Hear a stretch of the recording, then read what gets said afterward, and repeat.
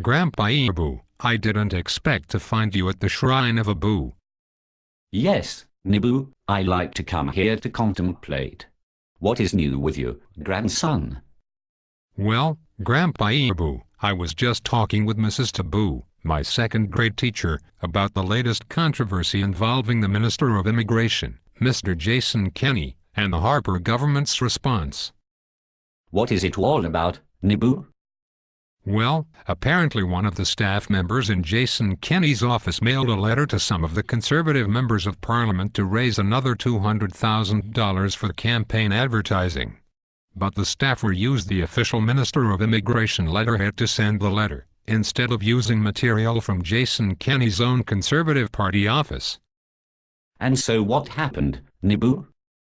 Well, Grandpa Ebu, the letter was sent out to Conservative writings.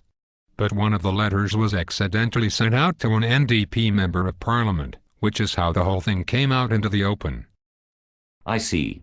Well, it clearly was a mistake for the staffer to use the Government of Canada resources for Conservative Party fundraising.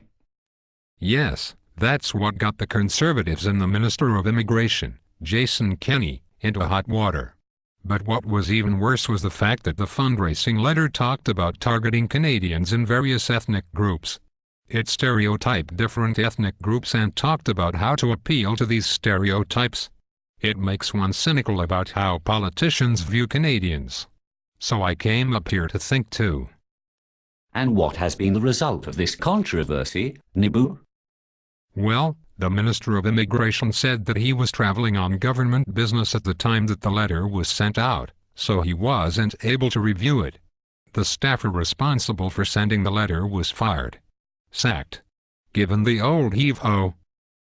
Well, that seems rather a severe punishment for a somewhat simple error, does it not, Nibu? Perhaps the staffer was preparing the letter late at night and ran out of blank paper.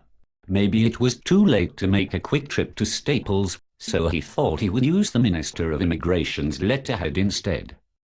Maybe, Grandpa Ebu. It just seems rather ruthless and cynical to me that the Harper government would fire the staffer, then pretend that all was well again. We learned in class that in any organization it is the manager who is responsible for the actions of his or her employees. It seems to me that the Minister of Immigration should bear the responsibility, not the staffer. Where did you learn that, Nibu?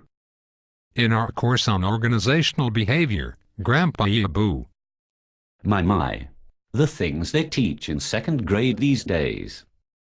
It all seems to me like a regression to a primitive era of human sacrifice, Grandpa Ebu.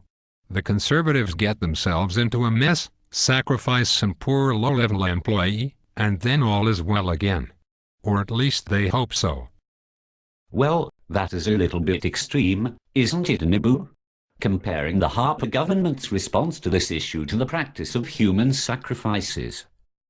Well, I don't know about that, Grandpa Ebu. Just ask Helena Georges about that. You could be right, Nibu.